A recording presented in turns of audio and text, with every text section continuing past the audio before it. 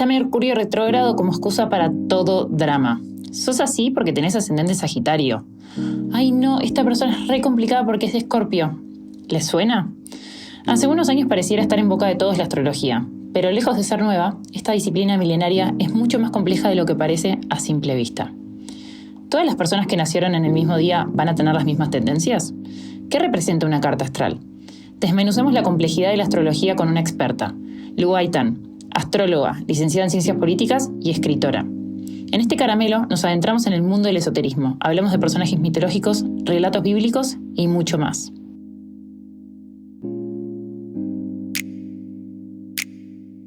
Estás escuchando Ordenando Caramelos. Somos Euge y Pilu y vamos a abrir el caramelo de hoy. Bueno, vamos a hablar de astrología y yo soy muy fan de la persona que vamos a entrevistar. Tengo libros de ella. Las dos. Tenemos libros acá de Lu en España, así que bienvenida Lu a Ordenando Caramelos.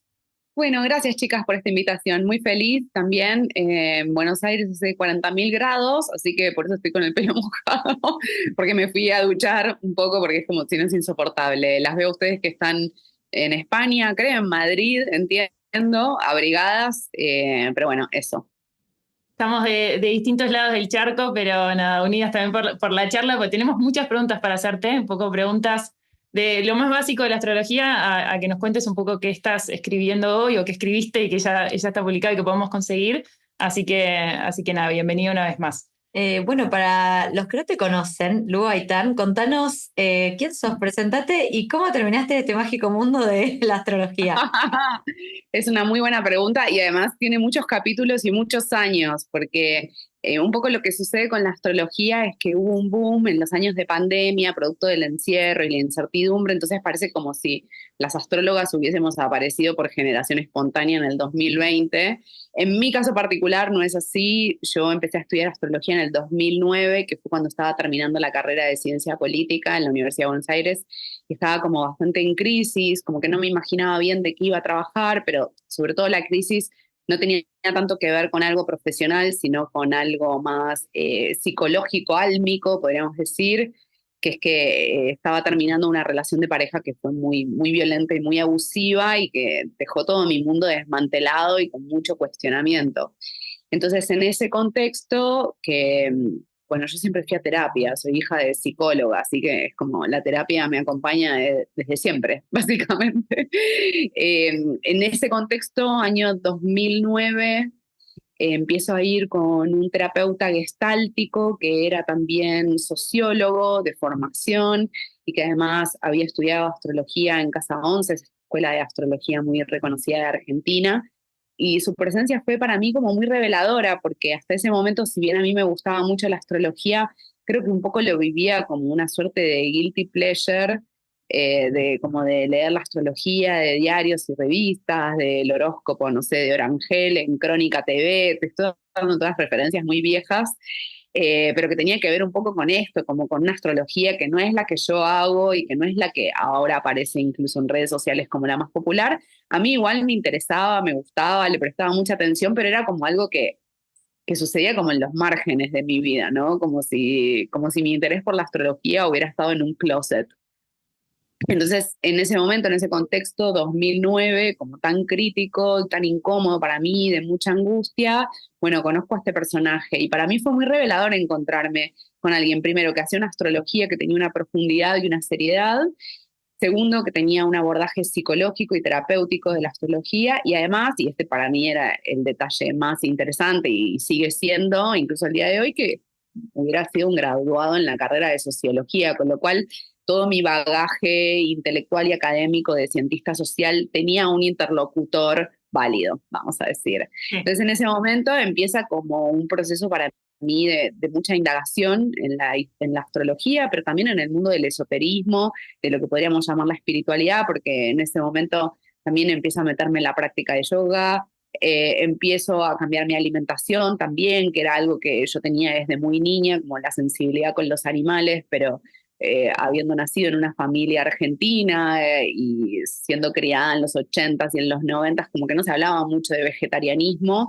Entonces, como que en ese momento empiezo a descubrir todo un mundo y para mí ahí empezó como otra etapa de mi vida completamente distinta. Y después, como que más o menos como por el 2015, 2016, 2017, que son los años de explosión del movimiento feminista en Argentina, con los primeros Ni Una Menos, ahí empieza todo mi proceso primero, de elaboración como más en profundidad de mi propio trauma, que hasta ese momento un poco yo creía que era personal, que era algo mío, ¿no? Como ahí empiezo a pensar mucho más con perspectiva feminista y empiezo un proceso de integración de ciencias sociales con astrología y más en particular con perspectiva de género. Y en esas estoy desde entonces. Después eso se ramificó y se abrió un poco más y empecé a meterme en temas ambientales y en la cuestión animal y empecé a descubrir como toda una faceta de los estudios de filosofía que se llaman estudios animales, de hecho. Eh, y después empieza a venir, que eso es como lo más reciente para mí, que son los estudios de teología, básicamente, de cómo pensamos a Dios. Suena hermoso y muy grande. Pero bueno, tiene que ver un poco con eso, mi recorrido. Lo estoy resumiendo, son muchos años de exploración, de muchas búsquedas. Lógicamente hay un montón de cosas que no estoy diciendo y que además parece como que fue todo como, bueno, y primero pasó esto y después pasó lo otro. No, imagínense mucho conflicto interno. Sí. Imagínense que al principio mi familia decía, esta chica está loca, que mis amigas de la facultad era como, no sabemos de qué está hablando, esta piba es una delirante, porque además yo era como una estudiante muy apasionada de ciencia política, no es que era como, no sé, no me hallaba en eso. Entonces, ¿por qué de repente esta persona que estaba muy conectada con esto hace este viraje? ¿No? Así que imagínense eso, mucho conflicto interno. y que además el proceso de síntesis de ciencias sociales con esoterismo no está muy explorado. Lo que más hay es la conexión entre la psicología y el esoterismo, la astrología. Pero de ciencias sociales y astrología y esoterismo no hay mucho. Entonces fue un camino áspero. Después uno empieza a encontrar que, por supuesto, no es la única que se está haciendo esas preguntas, que hay otras personas, pero bueno, son informaciones que están más marginales en un sentido. Entonces, fue un camino que por momentos fue muy solitario y muy duro y que, digamos, por suerte después eso empezó a generar que aparecieran personas que estaban haciendo búsquedas muy similares y eso se volvió como mucho más nutritivo, incluso para mí. Eh, que ese es un poco el relato. No, aparte me llama mucho la atención porque cuando lo estabas describiendo yo me imaginé como una puerta que abriste y fue como un camino, pero ese camino no siempre es recto, o sea, es como un laberinto, vas como sorteando distintas cosas y esta gente que se aparece en el camino, ¿no? Estas figuras que hacen que uno vaya uniendo los puntos, aunque pareciera que están completamente separados, ciencias políticas, y decís, te imaginás algo completamente distinto con la astrología y de repente mirá qué puntos en común tienen y también la formación que vos tuviste, eso hace también que tu manera de investigar y tu manera de exponerte a los temas también sea distinta y que tenga otra mirada. Sí, yo no creo que sean tan distintos como suenan, porque en realidad una persona que es muy curiosa desde el punto de vista de lo social, o sea, si te interesan las ciencias políticas, probablemente te interese la sociología y la filosofía, y, o sea, yo estudié abogacía, que en un punto está muy parecido, están en el mismo camino, y siento que suelen ser personas curiosas y perfiles que les gusta como el comportamiento humano en general, ¿no? Exacto. Entonces, desde Sí. las reglas, desde lo esotérico, desde el comportamiento de masas, desde lo político, al final es un poco todo relacionado con las mismas curiosidades, creo yo. Exacto. Yo siempre digo que las politólogas somos como abogadas y sociólogas a la vez, como que tenemos esa mezcla. A veces es un poco difícil delinear el perfil de la politóloga, pero creo que esa es una buena síntesis, abogada y socióloga, bueno, politóloga. Total. Definitivamente hay un vínculo entre la política y la astrología, de hecho, ahora es bastante tabú, pero se sabe que los presidentes, los reyes, las reinas siempre tuvieron asesores astrólogos, y lo digo en masculino porque siempre eran varones, pero también se sabe que hay brujas en el sentido más tradicional de la palabra trabajando para los personajes que están en el poder. Lo que pasa es que eso no se dice porque vivimos en sociedades seculares, entonces queda mal. Igual ahora en Argentina se está dando un contexto muy particular donde se habla abiertamente de religión, se habla abiertamente de comunicación con animales, de tarot, etcétera. Pero es muy reciente esto. Y Incluso, lógicamente eso abre toda una conversación de, bueno, como brujas hay de todo tipo, ¿no? Como, bueno, hay brujas que están al servicio del poder establecido, de las grandes corporaciones, de replicar las estructuras de desigualdad, y después están las brujas que están al servicio de la sociedad, vamos a decir. Como las hay de todo el espectro político e ideológico. no, totalmente. Y está bueno que digas que es un poco sabido que hubo siempre este tipo de asesorías, pero desde un punto de vista más marginal o escondido, o uy, qué vergüenza, cómo va a decir que va. Y el día de hoy todavía creo que hay gente que sigue viendo la astrología como algo un poco, viste, como si fuera un juego de adivinación. Por eso me gustaría empezar a preguntarte qué es la astrología de una persona que no sabe qué es y cree que es el horóscopo del diario de los domingos. Bueno, primero decir que yo he leído los horóscopos de diarios y revistas, no me avergüenzo de eso, yo creo que todas las disciplinas tienen una dimensión, vamos a decir, de divulgación y hay otra que es más para la academia. Todas las disciplinas lo tienen. Está en la medicina, está en la sociología, en la filosofía, en la psicología, en la política, etcétera. Lo mismo ocurre con la astrología. Tenés la astrología de la tele, del diario, la de las redes sociales, del horóscopo, y después está la astrología de investigación y está la astrología que sucede en el marco del consultorio de la astróloga, que es, bueno, te hago la carta natal y entonces hacemos como delineamos una suerte de mapa de arquetipos, de personajes que viven adentro nuestro, y en función de ese, vamos a decir, diagnóstico arquetípico, podemos decir, bueno, tu tendencia va a ser esta, vas a tener que trabajar en esto, porque si no, vas a quedar muy tomada por este arquetipo. Un arquetipo es un personaje que está instalado en la psiquis colectiva y que opera en nuestras historias personales, individuales, y nos hace actuar y sentir, pensar de determinadas maneras. Entonces nos encontramos con el arquetipo de la reina, el arquetipo de la bruja, el arquetipo del guerrero, bueno, el maestro, podríamos ampliarlo casi que infinitamente. El Entonces, tarot. como en el tarot, exactamente. Entonces, los planetas en astrología llevan, en astrología y en astronomía, porque ahí hay puntos de encuentro entre estas dos disciplinas, aunque ahora están yendo por vías separadas, pero bueno, los planetas tienen nombres de dioses y de diosas. Esos dioses y esas diosas responden a la mitología de Roma. Eh, y hay un componente arbitrario, desde ya que lo hay, pero bueno, se da que por cómo somos los seres humanos, que estamos hechos de relatos, de símbolos, de narrativas, esos relatos de la mitología de Roma y que a su vez tienen un vínculo con los planetas, tienen mucho para decirnos. Hay un punto donde la astrología tiene una dimensión misteriosa, que en principio no la podemos comprobar en el estado de la ciencia en el que está hoy. Podemos decir que hay una influencia del Sol y de la Luna, directo, viviendo en el planeta Tierra. No podemos decir lo mismo de Júpiter, de Saturno o de Plutón. Ahora, sin embargo, porque la astrología es una disciplina que tiene realmente miles de años, y me atrevo a decir que todas las culturas tienen su astrología, porque los seres humanos se han dedicado a observar el cielo y a establecer vínculos de correlación entre lo que pasa en el cielo y lo que pasa en la tierra. Bueno, hay algo de eso que yo creo que es esencialmente humano, salvo en la cultura moderna, occidental y cientificista, pero esto en términos de la historia de la humanidad tiene 500 años. La humanidad tiene muchísimo más que 500 años.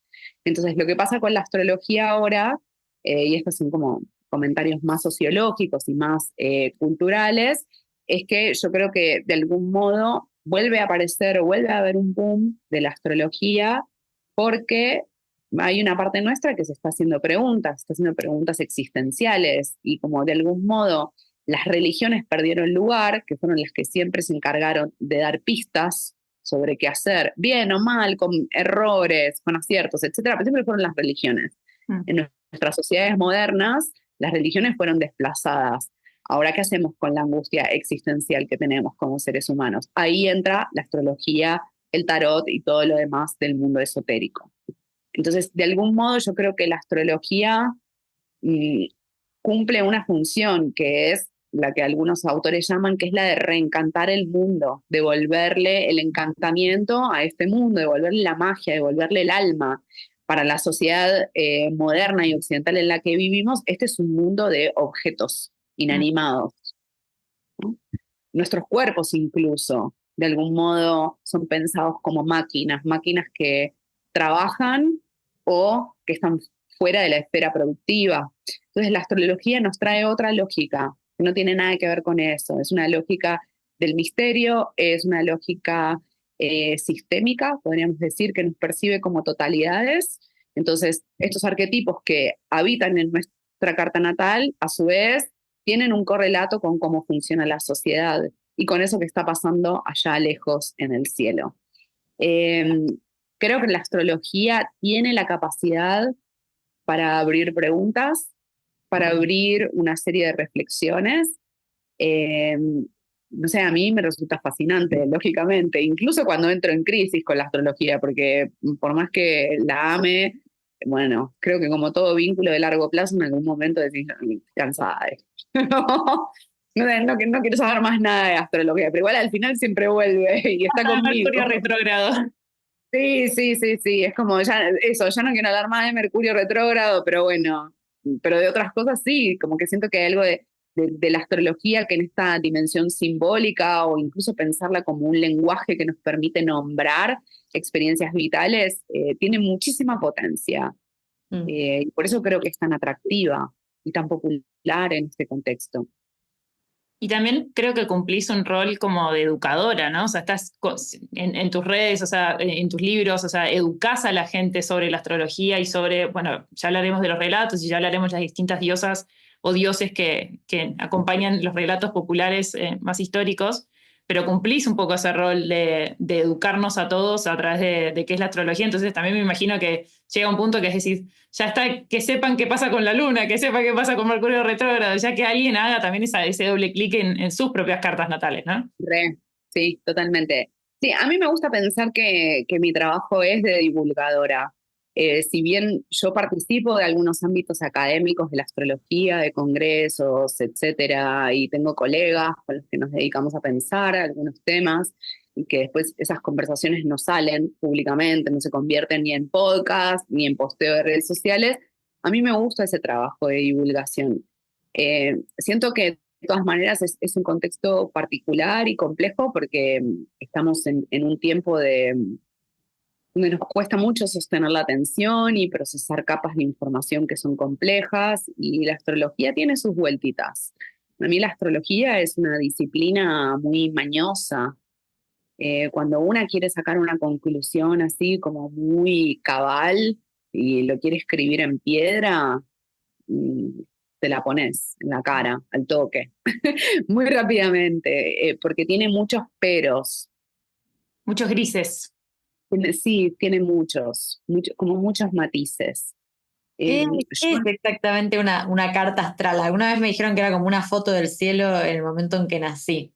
¿Estás de acuerdo con esa? Sí, esa es una explicación que está bastante usada. Lo que pasa, y ahí viene otra vueltita, es que en astrología tropical, en nuestra astrología, podemos decir astrología occidental, tropical, bueno, como lo queramos llamar, no estamos trabajando con el cielo astronómico.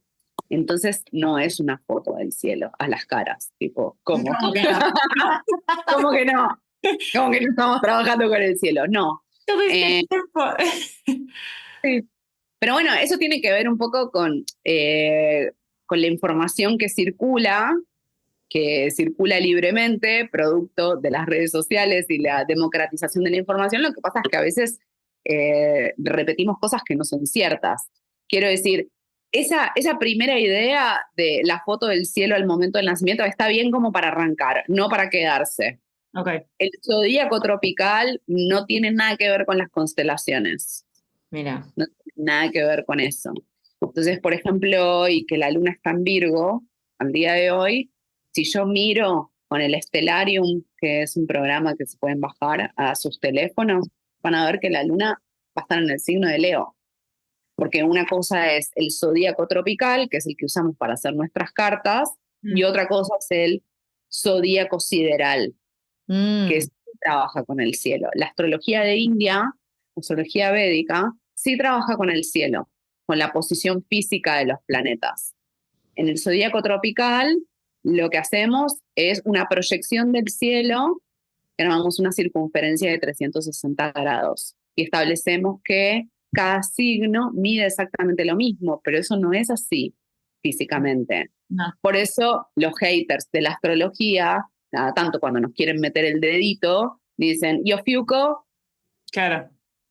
¿Por qué? Y porque Ofiuco está ahí, justo al lado de Escorpio, pero en la astrología tropical no lo usamos. ¿De dónde nace esto?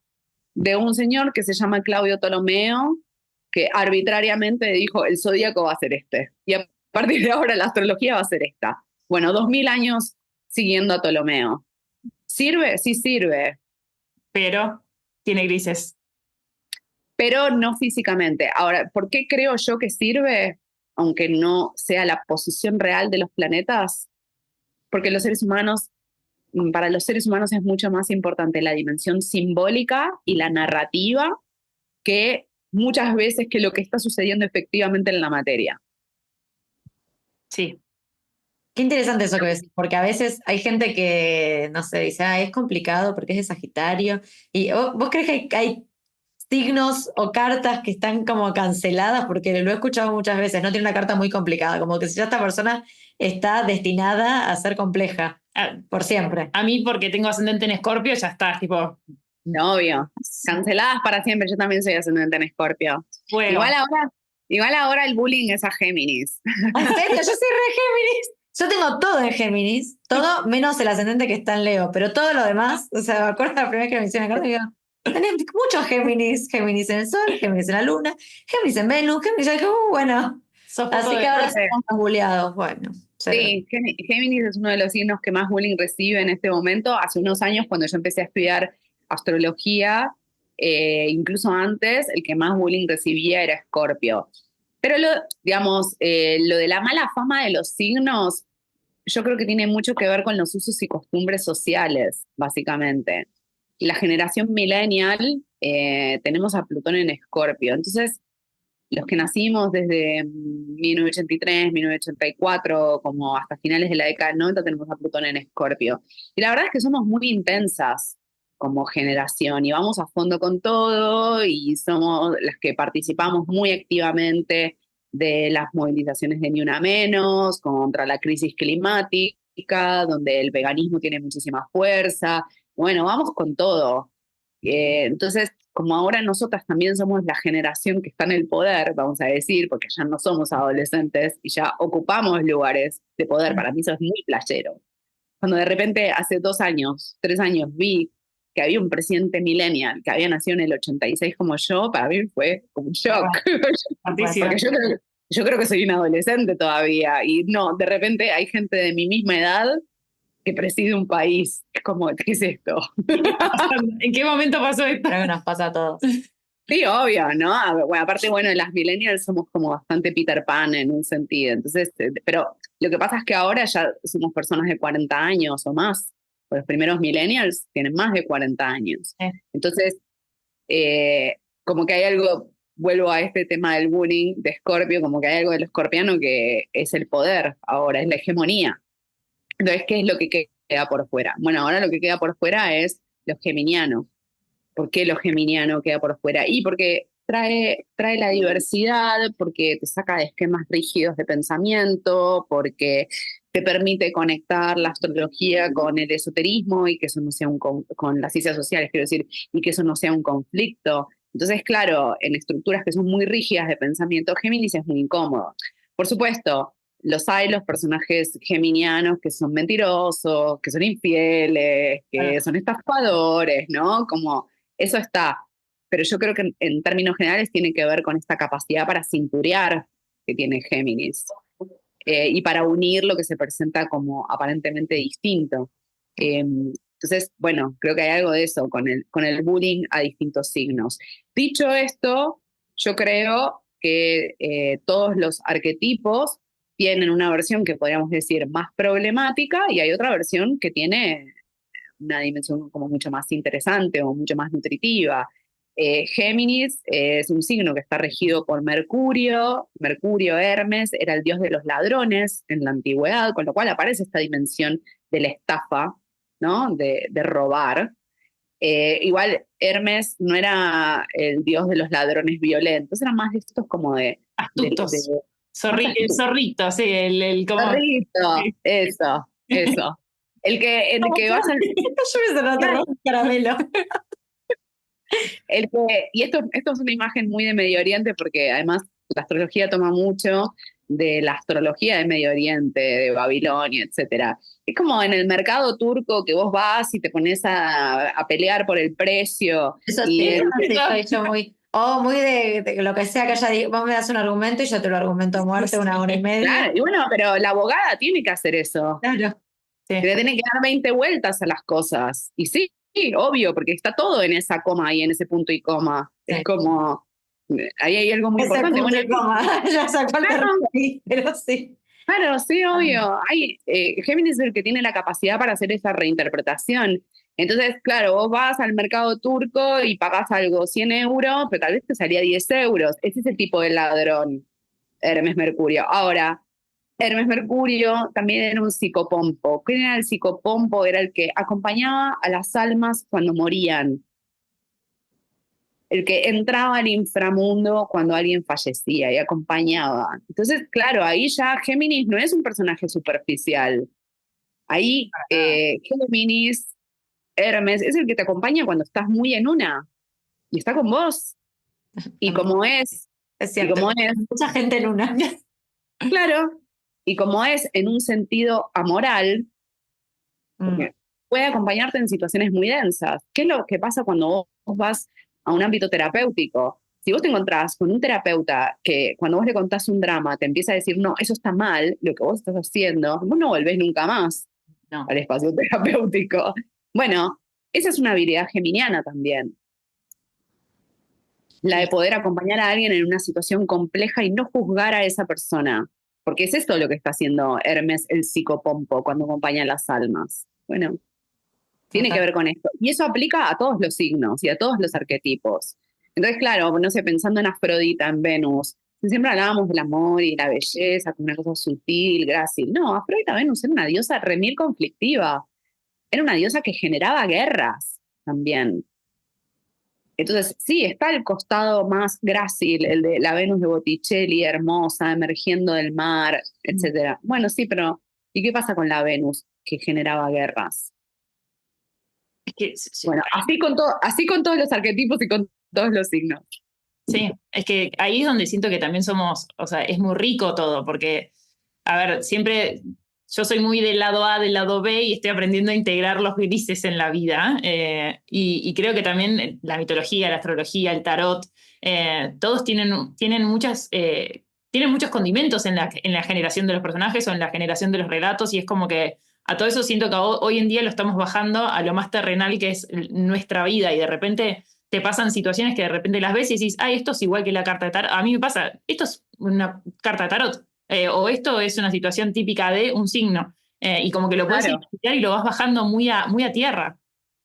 Exacto, sí, básicamente, bueno, uno de los problemas que tenemos en la modernidad y en la postmodernidad es que desaparecen los rituales de iniciación, que son los que marcan que entraste en una etapa, que finalizaste una y entraste en otra. Y también lo que pasa en esta sociedad en la que vivimos es que desaparecieron los relatos colectivos. Los relatos colectivos, los mitos, pero también los cuentos de hadas en la Edad Media, lo que nos permitían era entender qué era lo que nos estaba pasando, de algún modo. Porque generan esa resonancia. Ah, sí, me identifico con eso. El nivel de la identificación es como un primer abordaje, quiero decir.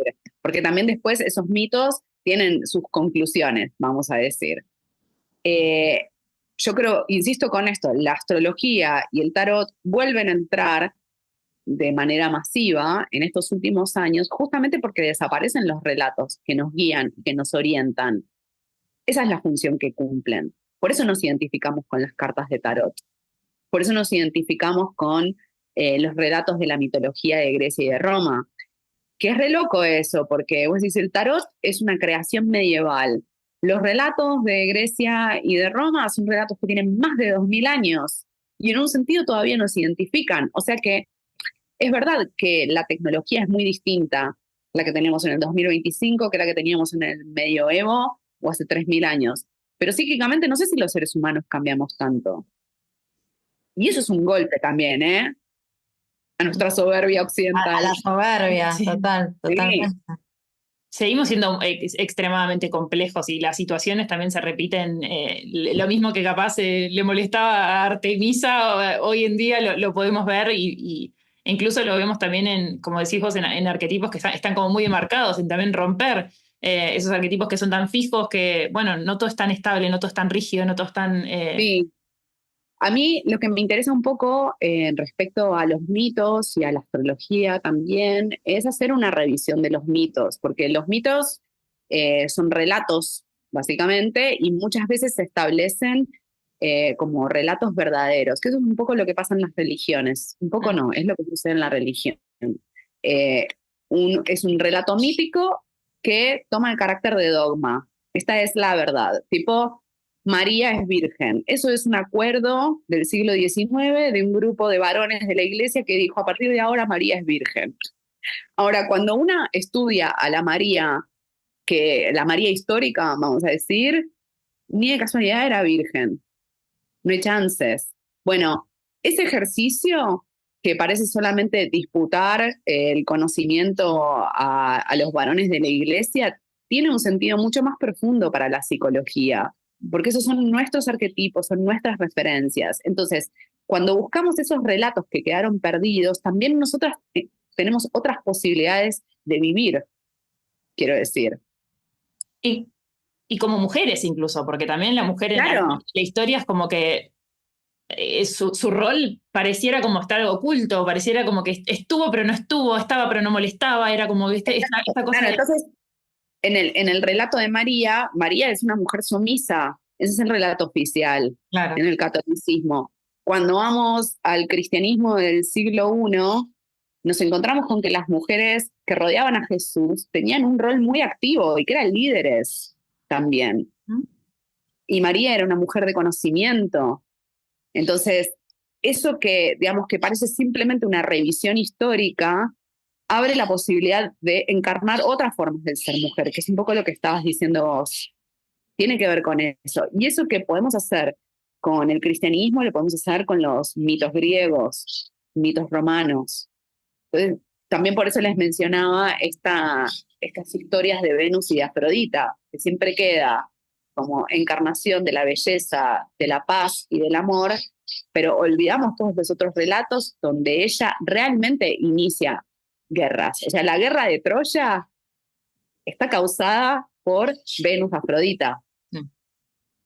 Más allá de entender estos mitos, ¿qué pensás con respecto a la astrología predictiva? ¿O cuál es tu visión cuando la gente relaciona astrología con saber el futuro? Porque yo creo que hay gente que va a consultar a un astrólogo pensando, me va a decir lo que va a pasar, o me va a dar como esa seguridad que necesito que me digan que todo va a estar bien en 5 años. Entonces, van con ese. A mí lo que me pasa es que no sé si podemos hacer predicciones muy cerradas. Tengo colegas que se dedican a hacer ese tipo de astrología, lo respeto. Yo lo que creo es que a veces podemos hacer predicciones de climas, pero no sabemos. Siempre hay un componente misterioso. Entonces, si yo te digo que vos vas a tener un tránsito de Saturno, yo te puedo decir que va a ser un momento donde probablemente te sientas sola, donde probablemente tengas que dedicarle mucho tiempo al trabajo, donde probablemente tengas que asumir responsabilidades, no sé, dejar de ser hija y pasar a cuidar a tu madre que ahora está enferma y que tiene 70 años. Yo esas cosas te las puedo llegar a predecir. Yo lo que no sé es si vos vas a estar bien con ese desafío o lo vas a vivir como una carga. Eso yo no lo sé, pero yo te puedo hacer una predicción más general. Y volviendo un poco al principio de nuestra conversación de la astrología y la política, hay una rama dentro de la astrología que incluso es mucho más antigua, que es astrología mundana, que es la que se dedicó a investigar cómo funciona la astrología para dinámicas colectivas, ¿no? Entonces, ahora, 2025, sabemos que va a ser un super año. No sabemos exactamente qué va a pasar. Ahora, sabemos que va a haber muchos cambios de planetas por signos. En astrología sabemos, porque ya lo vimos 1000 veces, que cuando eso pasa, todo se sacude. Y lo que hacemos habitualmente para hacer predicciones es mirar qué pasó en otros momentos de la historia. ¿Qué No aprendimos? porque, pues, claro, no sé si aprendimos o no aprendimos, pero como para decir, bueno, ¿qué puede llegar a pasar? No porque consideremos que vaya a haber una repetición automática, pero a veces las conexiones son muy, muy potentes y casi que literales. Quiero decir, y voy a dar un ejemplo muy cliché de algo de lo que se estuvo hablando en este último tiempo. Ahora tenemos el ingreso de Plutón en Acuario. El otro momento donde Plutón estuvo en Acuario fue la Revolución Francesa. Entonces, podemos esperar que haya revueltas sociales. Sí, de hecho, lo que pasó es que al toque de que Plutón entró en Acuario, porque entró en el 2023, 2024 volvió a Capricornio, salió, entró, no sé qué, bueno, esas cosas. En esos momentos donde Plutón estuvo activo, hubo conflicto social en Francia. Y entonces, a veces la predicción es muy literal, pero yo no sé si Francia va a ser el núcleo de las revoluciones políticas Claro. en estos años que vienen. Ahora, es casi como pornográfico que estemos hablando de la Revolución Francesa y que de repente toda la gente salga a la calle en París y prenda fuego todo, porque además los parisinos, cuando entran en una, viste, agárrate, Arde. ¿no? Vean, vean. Son... Y así con un montón de otras cosas, ¿no? Quiero decir, el momento en que se descubre Urano, estaba Plutón en Acuario y estaba Urano en Géminis, que son tránsitos que se van a repetir ahora, en los próximos años. Entonces yo me puedo imaginar, y más en este contexto en el que estamos, yo me puedo imaginar que va a haber descubrimientos en el sistema solar. Yo no tengo dudas de eso. Ahora, ¿qué va a pasar con esos descubrimientos? Yo no lo sé exactamente. Y eso lo puedo llevar al plano individual también, me imagino, porque de Exactamente. alguna manera, o sea, obviamente yo nací el 14 de junio, no todas las personas que nacieron el 14 de junio, a la misma hora, en el mismo lugar, van a tener exactamente mi experiencia en esta tierra, o sea, eso es lógico que no. Exactamente, porque ahí es lo que, digamos, ahí entra la dimensión de contexto. Cuerpo sería, cuerpo-territorio, ¿no? Entonces, bueno, no es lo mismo haber nacido con esta estructura energética en una familia de clase media, progre, etcétera, que haber nacido con esta estructura en Medio Oriente, en una familia musulmana o en una familia del Opus Dei en España. Entonces, ¿cómo vos lo vivís? Y bueno, si vos naciste mega geminiana en una familia progre, y es probable que te superestimulen el estudio. Es muy probable que te insistan con que leas, que vayas a la universidad, que hagas posgrados, etcétera. Ahora, una estructura geminiana del 14 de junio, etcétera, de ese mismo año, tal vez incluso con la misma carta, pero que nació en Medio Oriente, y esa mujer no va a estudiar. Y probablemente lo geminiano quede como el chisme con las hermanas y las primas, o que va y se compra un montón de ropa, anillos, porque normalmente las mujeres en Medio Oriente invierten mucho en las joyas. ¿No? Como que, bueno, ahí está la dimensión del contexto, siempre. Qué interesante. Siento que eso es otro de los dedos en la llaga que a veces le hacen a la astrología también, de, bueno, si todos nacimos el mismo día, todo bueno, pará, hay un contexto de naturaleza, otro contexto de social, o sea, cómo te socializan, digo, es una mirada muy simplista esto de decir, nacieron todos el mismo día, entonces todos tenemos que ser iguales, ¿no? Sí, exactamente. De hecho, ayer me pasó en una sesión con una chica que tenía mucho, mucho, mucho fuego en su carta natal, y no es la primera vez que veo esto, y que una lee las definiciones típicas de la personalidad de fuego y dice, personalidad extrovertida, de liderazgo, sabe lo que quiere, tiene certeza, va por ello, no tiene miedo al conflicto, no sé qué. Una persona como súper tímida, muy introvertida, que se enroscaba mucho en su mente, vamos a decir, dudaba mucho. Y eso no es, vamos a decir, no es algo de la carta natal. Ella nació en un contexto mega conservador de América Latina, un contexto súper católico, y no va a vivir el fuego de ese modo. El fuego se le va a ir a la cabeza y va a ser neurosis, quiero decir. Entonces, como que el contexto hace todo.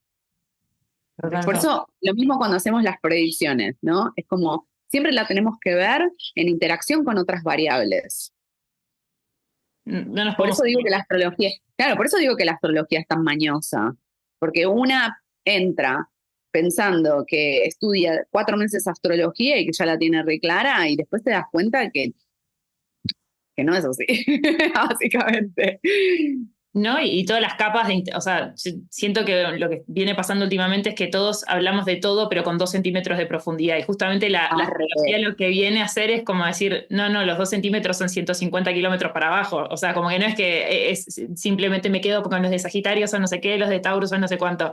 Es como, es ir muy profundo, y creo que en la medida que uno empieza a ir más para abajo o más para arriba en esa espiral, de acuerdo a como uno lo quiera ver, empezás a aprender nuevas capas de vos, empezás a entender nuevas capas del mundo que te rodea, y después, incluso o sea, de cómo pensás las cosas. Ya no todo tiene un lado A y un lado B, hay una composición de cosas que arman todo, que hace que la vida sea más interesante también, ¿no?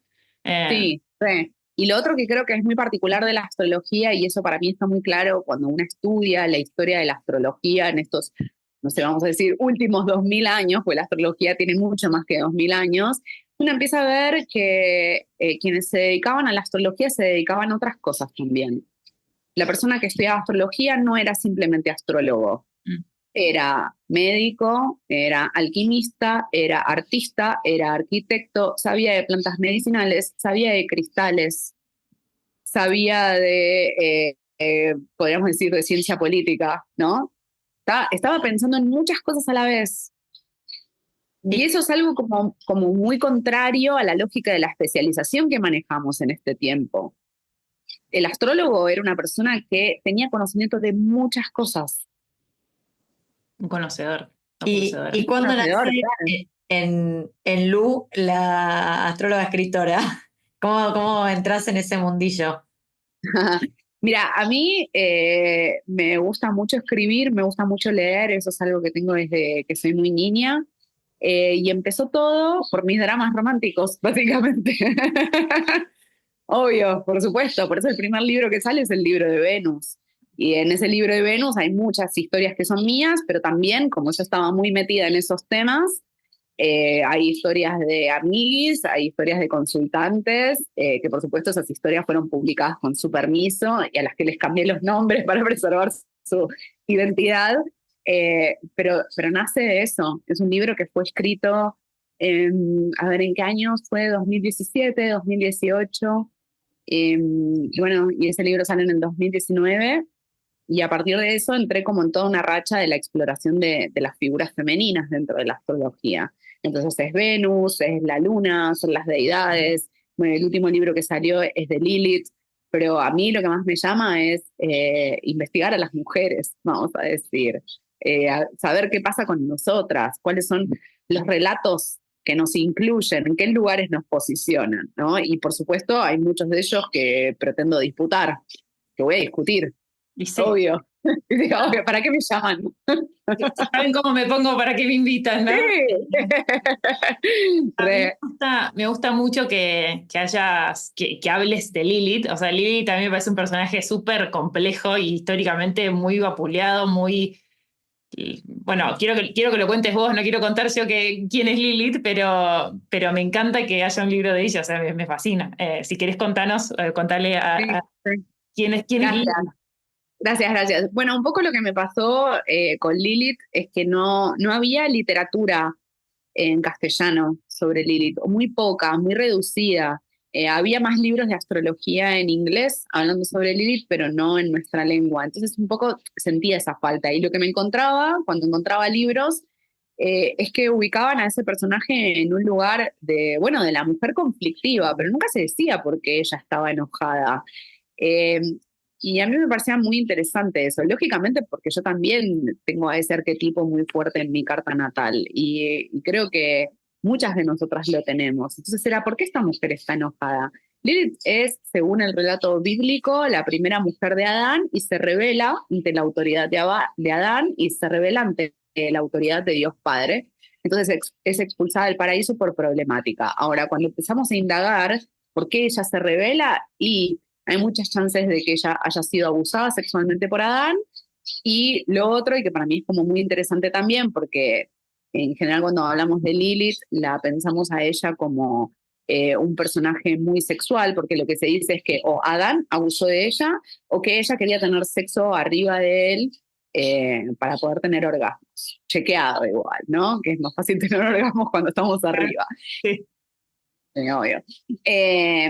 Y lo otro que aparece es que ella llama a Dios Padre por su nombre. Estamos hablando de una religión monoteísta y patriarcal en buena medida como es el judaísmo. Entonces ella trata a Dios como un igual, como un par. ¿Por qué? Porque Lilith, de algún modo, y esto es como mi investigación de los últimos años, está hablando de algo que yo creo que efectivamente sucedió en Europa y en el Mediterráneo, en Medio Oriente, que es que había culturas matrifocales donde las mujeres tenían muchísimo poder, muchísima autonomía y donde adoraban a diosas mujeres. Y vivían de algún modo en una suerte de jardín del Edén, como habla o como muestra este relato bíblico del Antiguo Testamento. Entonces, este conflicto que aparece en el plano del mito es un conflicto histórico también, que es el desplazamiento de las mujeres, de sus comunidades y de sus territorios. Y de una forma muy particular de vivir la espiritualidad. Entonces, para mí Lilith, y ahí también me interesaba ampliar el relato un poco, no es solamente la mujer que quiere disfrutar de su sexualidad o que está enojada y tiene motivos para estar enojada, que por supuesto es una dimensión importante. A mí me llamó mucho la atención esto, es como, hay otras formas de vivir la espiritualidad. Estaba esta antigua religión de la diosa en Europa, en el Mediterráneo, pero también eran sociedades que estaban organizadas en torno a un principio de cooperación, principio pacífico, que veían a Dios, a la diosa que encarnaba a él los animales. Esto es muy interesante porque a partir del establecimiento de las religiones monoteístas y patriarcales, es como si lo divino hubiese abandonado la tierra y se hubiese desplazado al cielo. Y cada vez se va más lejos. De hecho, podríamos decir que en este contexto de sociedades seculares, materialistas, postmodernas, Dios nos abandonó, básicamente, ¿no? Y así estamos. Que alguien vuelva, ni idea. Que alguien haga. Totalmente, claro, por eso esto tiene mucho sentido con el proceso de reencantamiento del mundo también. Porque en la religión de la diosa, y vamos a decir, en esas antiguas culturas, lo divino era todo lo que nos rodeaba, incluso nosotras, incluso nuestros propios cuerpos. Que es muy distinto a creer que Dios vive en el cielo. Sí, totalmente. Es una perspectiva muy distinta. Entonces, Lilith, de algún modo, también disputa esa forma de vivir la espiritualidad. Y que, por supuesto, después el arquetipo de Lilith encarna en las brujas, encarna en las poblaciones indígenas de América Latina, aunque sea un mito de Medio Oriente, pero podemos como llevar ese arquetipo a otros territorios. Porque también lo que me empezó a pasar es que empecé a ver que esa imagen de la mujer, de la diosa problemática, salvaje, vamos a decir, habita a lo ancho y a lo largo de este mundo. Entonces es Kali en la mitología hindú, son los personajes que viven en Argentina también, que defienden el territorio, que defienden a los animales, como empieza a aparecer en otros lugares. Es un femenino que es terrible, que es monstruoso, que es bestial, tiene que ver con esto. ¿Por qué? Porque se sale de la norma. Y lógicamente en nuestra carta natal, porque ahí aparece el vínculo, hay un punto en la órbita de la luna que se llama Lilith y podemos saber dónde habita nuestra monstruosidad, nuestro salvajismo. No sabía eso, sabía que está en que- la carta. Claro, sí. Ahora voy a buscar en mi carta. Sí, ya lo Después no chequeé. tenés que... Hay que buscarlo. Hay que buscarlo y entonces ahí nos vamos a encontrar con ese lugar nuestro que no acepta someterse. A mí me llamó la atención cuando te escuchaba hablar de Lilith y un poco lo que venimos viendo de por qué Lilith y no sé, Artemisa, que yo la veía como también una diosa cazadora, como muy también en un rol de como fuerte, dentro de o sea, femenina, pero también con un lado muy guerrero que digo, ¿por qué no Artemisa? ¿No? Y tenía esa duda y digo, bueno, ¿por qué no? Me parece una buena pregunta. Mira, la verdad nunca exploré demasiado por qué no Artemisa. Yo siento que el arquetipo lilithiano es un arquetipo mucho más complejo, que tiene más facetas. En realidad me pasaba un poco eso. Y que también al ser un punto en la órbita de la luna, es mucho más accesible. Es verdad que igual Artemisa es una diosa lunar y que, como si esto fuera poco, hay un asteroide que lleva el nombre Artemisa, o sea que también podría explorarlo, me lo voy a anotar, ¿eh? No, no. Y algo que también discutíamos mucho con Euge es esto de la reivindicación de distintos personajes, ¿no? Como que pareciera como que Lilith a lo largo de la historia en un momento desapareció, o sea, no se habló de Lilith durante años, miles. De hecho, creciendo y yendo a colegios católicos, ni la vida se Nunca se mencionó escuchó. Lilith, o sea, jamás, o sea, mira que se mencionan algunos, pero Lilith jamás. Y lo discutíamos con Euge esto de, ok, cómo vuelven ciertos personajes o ciertos relatos al día de hoy con una nueva perspectiva. Sí, de hecho creo que está pasando incluso de cosas como Disney ahora haciendo una película de Mufasa, o antes de Cruella, ¿no? Como tomar una persona, un personaje que era el malo de la película literal y entender un poco, bueno, pero ¿por qué esa persona era mala? ¿Qué le pasó? Ir un poquito más para atrás. ¿Crees que ahora hay como de a poco un movimiento de hacer esa repregunta? Sí, total. Para mí, de las pelis de Disney, de hecho, la que siento que más tiene de Lilith es Maléfica. Maléfica de Angelina Jolie es eso, literalmente. Maléfica era una hada que vivía en el bosque, que era feliz, es traicionada, le cortan las alas y ahí ella empieza su plan de venganza, básicamente. Lilith también, Lilith vivía en el jardín del Edén. Lilith son las mujeres que vivían en estas comunidades de la religión de la diosa, estaban felices, llegan los pueblos guerreros del Indo a toda esa zona del Mediterráneo y empiezan a ser desplazadas y empiezan a ser sometidas. Entonces el mito de Lilith, yo creo y trabajo con esa hipótesis, es que nos está hablando de algo que efectivamente sucedió en la historia. ¿Por qué vuelven a resurgir estos relatos? Yo creo que tienen que ver con el movimiento feminista, sin lugar a dudas. Ahora, creo que, y está bueno esto que traes, de que también hay algo de la dimensión animal, de eso que llamamos naturaleza, que también está incluido en la figura de Lilith, que aparece en Artemisa también. Sí.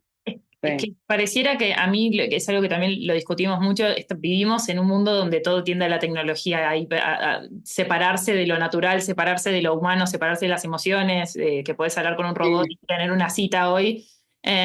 Y a mí lo que me impulsa, o lo que yo siento que nos debería, y ojalá que nos pase, es volver un poco más a lo terrenal, de volver a plantar una planta, de volver a, no sé, a cocinar, de volver a las cosas que son como más concretas y más primitivas incluso del hombre, ¿no? Como volver a sentir el viento en la cara, o sea, es tan simple como eso, ¿no? Mirar las estrellas y decir, che, acá las estrellas son distintas que en Argentina. Total. Eso. Sí, estoy muy de acuerdo con eso. Yo lo que creo, y es un poco, no sé, una predicción que hago sobre los años que se vienen, sí creo definitivamente, y no porque me guste, pero me parece que va a pasar eso, que es que la tecnología va a ocupar cada vez más lugar y como, quiero decir, la inteligencia artificial va a tener cada vez mayor protagonismo, etcétera. Yo un poco lo que me imagino lo estoy viendo también, no digo que sea una tendencia mayoritaria, pero sí creo que va a pasar, es que es como si fueran a coexistir distintos mundos a la vez y en simultáneo. Entonces va a haber mundos mucho más rústicos. Sí. De hecho, esto lo digo como un poco en chiste, pero ya empezó a suceder, que es que yo creo que hay mucha gente que va a volver al Nokia 1100, que va a querer dejar el smartphone. Y de hecho el otro día vi una noticia de Gabriel Boric, el presidente de Chile, que dijo, tengo un teléfono en que solo se puede llamar y mandar mensajes de texto. Sí, El presidente sí. de un país. Y estuve viendo también que en algunos lugares del mundo se están prohibiendo los teléfonos en las aulas.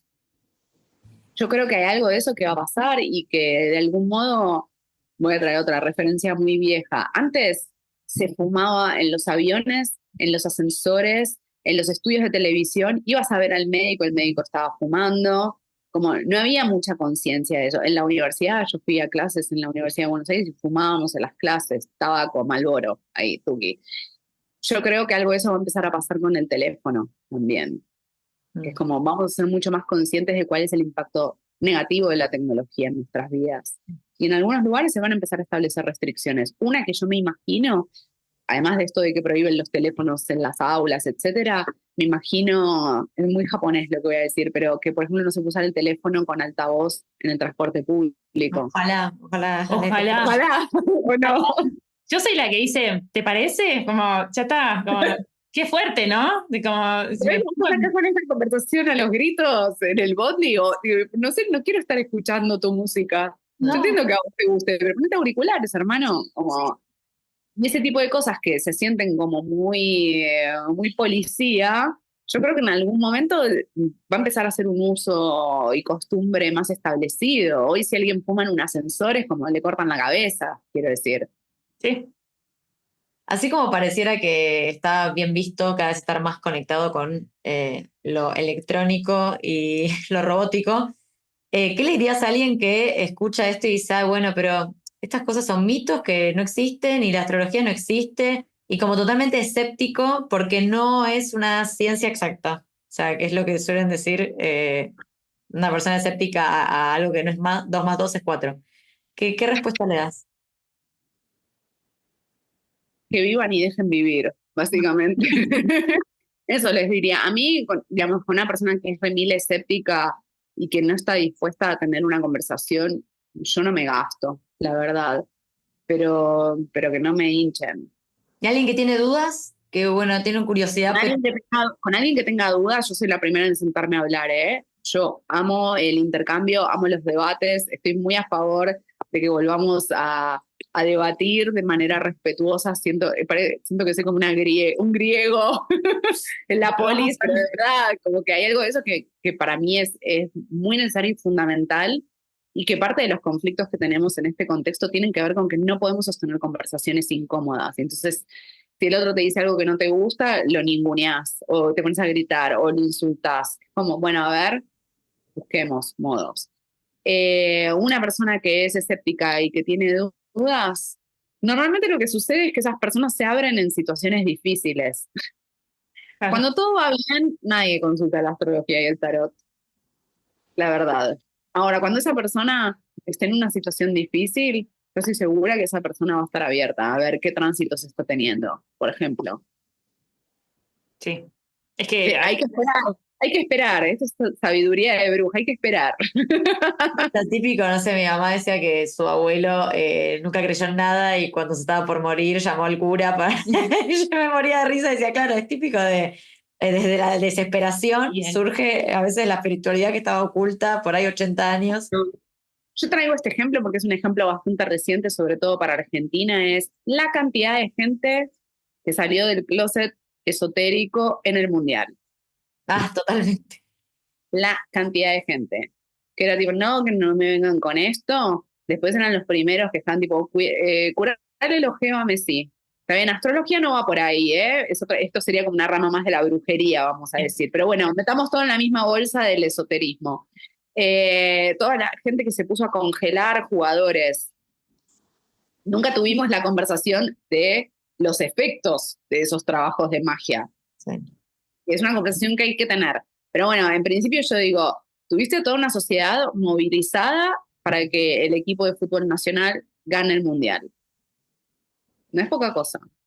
¿no? Pero bueno, Y la reivindicación de la bruja, como porque no era las argentinas y los argentinos están rezando para que las brujas están sacándole el mal de ojo, o sea, era Sí, como sí. el poder como aflorando el poder de las brujas en Twitter. Yo me acuerdo que se veía, ya le saqué, sáquenle un poco más. Era como, sí. ¿en qué, Bueno, qué raro? eso abre como toda una conversación muy interesante, que es la de la mezcla o el sincretismo de la brujería con el catolicismo, porque curar el ojeo se hace con una oración, que solamente se aprende en Pascuas o en Navidad. Bueno, es una conversación más... Aprendí esta Navidad. Se lo enseñé esta Navidad. ¡Hermoso! Yo voy a pedir que me enseñen en Pascua, porque ya la Navidad se me pasó. Pero tiene que ver con eso, es una conversación igual mucho más local, más latinoamericana, que tiene que ver con toda esta mezcla, vamos a decir. Pero sí, como yo creo que con los escépticos hay que sentarse a dialogar, básicamente, y tiene que ser en momentos donde esas personas estén abiertas, básicamente. Como ojalá en todo en la vida, ¿no? Esto de tener una opinión y que el otro tenga la otra y por ahí llegar a un punto intermedio o no estar de acuerdo y aceptar no estar de acuerdo sin No. violencia o sin enojarse o sin o sea, denigrar al otro como no tenés razón y no me interesa. Más, Sí. más consenso. ¿Cuál es Sí. tu último caramelo, Pilu? Ay, es que no quiero que sea mi último caramelo, me quedaría acá 7 horas más hablando. Sí. Luco, Estamos recopadas. sí. ¿Qué quieres que te diga? Yo ya estoy, aparte, siento, a ver, mi último caramelo creo que lo voy a relacionar con esto de volver a encontrar la magia en la vida de uno, pero no la magia de, bueno, me preparo, o sea, la magia de verdad, volver a creer en la magia, volver a creer en esos momentos mágicos, volver a creer en que cae una pluma y es algo, volver a creer que, no sé, ves algo que te hace acordar a alguien y esa magia y te sentís acompañado por esa persona, como volver a creer en esa magia que siento que perdimos, o yo en lo personal siento que capaz tapé en estos últimos años, eh, y que yo creo que eso va muy linkeado a la intuición, ¿no? Es como volver a tener ese mini despertar de decir, che, es por acá. A mí me pasa mucho con los números. Yo veo mucho número 222, 1010, 1111, o sea, todos los números que te puedas imaginar los veo bastante seguidos. Y digo, para mí esas es que estoy bien, o que está pasando algo bueno, o que estoy por el camino correcto.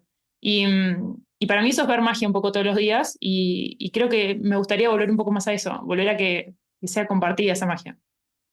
Bueno, Tengo muchas cosas para Tengo decir y muchas no sé cosas. cuál de todas. Emiliana, Hay muchas Eugenias ahora con muchas ideas, pero creo que yo me considero una persona muy racional y muy de, bueno, quiero investigar sobre esto, voy a leer y acá voy a encontrar la verdad y la solución a este problema. Y me pasa que cuando empecé a investigar el mundo más esotérico, lo hice desde un lugar de de no creer y también como decir, bueno, hasta ahí, bueno, me dicen esto, pero igual a todos le dice lo mismo y vos te sentís identificada, como un poco desde ese lugar, mirándolo un poco de perfil. Y después me di cuenta que una vez, es una historia más larga, pero podríamos decir una bruja o una persona así muy conectada, me dijo, vos sos una chica que tiene mucha racionalidad, pero tiene una intuición muy grande, solo que no la escuchás, ¿o no? Como que muchas veces no te pasa que vos en el fondo sabías que esto iba a pasar, pero elegiste no escucharlo porque no lo probaste racionalmente. Y Geminianas, como nos vamos a volcar mucho más al terreno del intelecto, mucho claro, más. El y estudio, vamos a buscar 50 libros, fuentes, video de YouTube. totalmente. ¿Cuál es la fuente? ¿Cuál es la fuente de todo? En la fuente, por Y, supuesto. y muchas veces ahora, en los últimos años, me voy dando cuenta que hay que conectar, que conecto con esa intuición y esa información también relevante, y que la información puede venir de distintos lados, ¿no? Como dejar de lado esa idea de que la información solo viene de esta forma y viene en un libro que escribió otra persona a la que capaz le bajó esa información por intuición, pero no importa, no me lo cuestiono porque está en un libro encuadernado. Entonces, como que entender que hay información también pueden ser sincronicidades, información pueden ser señales ¿Eh? que vos ves y que solo vos podés identificar. Información puede venir de distintas, hay que estar como un poco más abierto y atento, ¿no?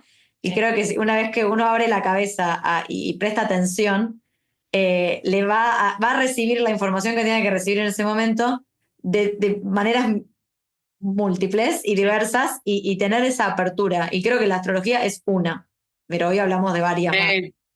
Es- ¿Eh? Ese Sí. es mi último caramelo. ¿Cuál es el tuyo, Lu? Qué difícil. Voy a tomar algo de lo que están trayendo ustedes. Yo creo que cuando empezamos a meternos en estas exploraciones y en estas investigaciones aparece el tema de la intuición con mucha fuerza. Creo, la astrología tiene un componente intuitivo, pero sobre todo es una disciplina que tiende más a lo racional, porque tiene cálculos matemáticos, ángulos, etc. Sí creo que la dimensión de la intuición es fundamental. Lo que sí creo es que lleva mucho tiempo y muchos choques aprender a lidiar con esa información. Y que la forma de potenciar esa inteligencia definitivamente está desconectada de la tecnología. Quiero decir, dicho en palabras más sencillas, estamos todo el tiempo con pantallas, todo el tiempo escuchando podcasts, todo el tiempo escuchando música. La intuición no va a florecer. La intuición florece en el vacío, en el desierto, en el silencio. Entonces, eso es muy chocante para la forma que tenemos de vivir. Eso es lo que quiero traerles un poco. Porque si todo el tiempo estamos estimuladas, estamos como enchufadas a 220. No, Como y totalmente. Y entender que cuando frenás, das lugar a que te bajen cosas y data que por ahí, si Exacto. estás todo el tiempo leyendo, viendo una pantalla, no das lugar a eso. Exactamente, sí, sí. El famoso. Y lo último, es que a veces seguimos la intuición y las cosas no salen como esperamos. Yo creo que también hay algo de amigarse con el pifie, con el error. Como, bueno, yo hice lo que tenía ganas. Bueno, eso me parece un montón, ¿eh? Soy de Virgo también, eso no me gusta tanto. No, ya sé, ya me lo puedo imaginar. A nadie le gusta, porque también entramos en la astrología y en el esoterismo porque queremos el éxito. Queremos que todo salga como nosotras queremos. Y no creo que sea eso. No, y también ahí es donde también se aprenden muchas cosas, ¿no? En el error, en el equivocarse, en el... Y para mí lo más importante últimamente es, bueno, yo fui genuina con mi deseo. Yo fui, más que genuina, yo fui leal a mi deseo. Entonces yo hice esto que tenía ganas y yo sentí que era por acá. Sí. Después no me dio los resultados que yo esperaba, ok, eso es otra cosa y lloraré y haré un berrinche un rato, pero yo hice lo que tenía ganas. Eso me parece que es muy importante.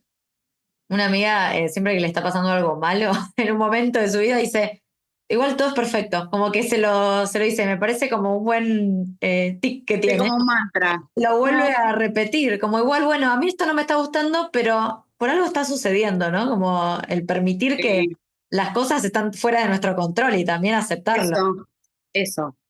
Hay muchas cosas que están fuera de nuestro control. El tema de la intuición y las percepciones es como para abrirlo infinitamente y es un re desafío. Pero yo diría esto, y lo mismo con la astrología y con el tarot. Está buenísimo seguir la astrología, sacar una carta todos los días, pero la vida tiene una dimensión de caos, de misterio, y uno tiene que amigarse con eso también.